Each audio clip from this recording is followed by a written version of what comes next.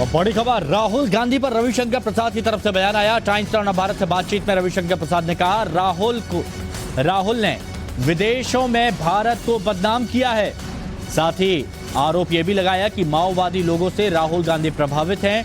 पूर्वोत्तर समेत कई राज्यों में बीजेपी जीत रही है, लेकिन कांग्रेस चुनाव पर चुनाव हार रही है।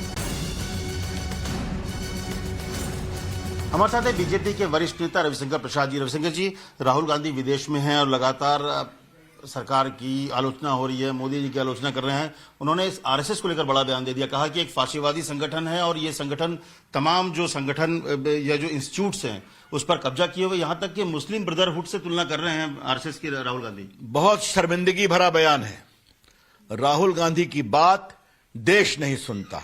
अभी नागालैंड और मेघालय और त्रिपुरा में क्या रिजल्ट आया? 0/0। उनकी यात्रा के बाद तो ना अपनी पार्टी को जोड़ पा रहे हैं।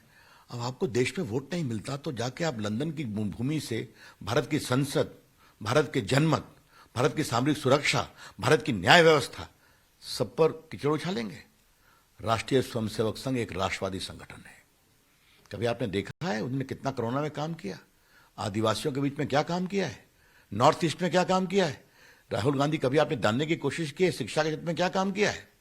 तो कभी संघ को समझिए और इस तरह के बेशर्मी भरे बयान देना बंद करिए। लेकिन क्या कहा जाए, आपके परनाना जी नेहरू जी भी संघ की आलोचना करते थे, आपकी दादी जी इंदिरा गांधी भी आलोचना करते थे, आपके पिताजी राजीव गांधी भी आलोचना करते थे, और आप खुद करते हैं।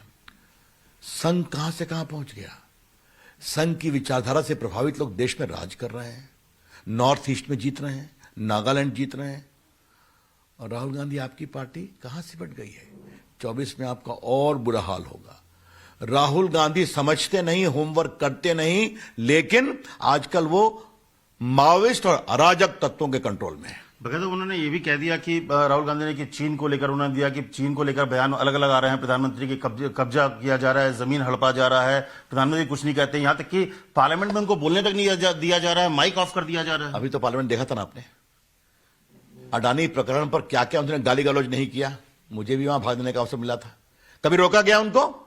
संसद में बोलते हैं, देश में बोलते हैं, घूमते हैं, बेबुनियाद झूठी बात कहते हैं। अब देश उनको नहीं सुनता, उनको वोट नहीं मिलता, वो बार बार हारते हैं। नॉर्थ ईस्ट जहां पर क्रिश्चियन लोग इतने हैं वहां भी हार गए तो रोना रो रहे हैं इंग्लैंड में।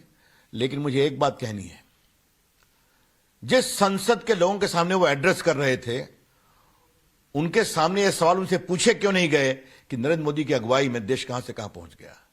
आज भारत की इकोनॉमी दुनिया की 5th इकोनॉमी कैसे हो गई है? ये सवाल उठना चाहिए था। राहुल गांधी कृपया करके ब्रिटिश संसद और ब्रिटिश जमीन का दुरुपयोग भारत का अपमान करने के न करें आप।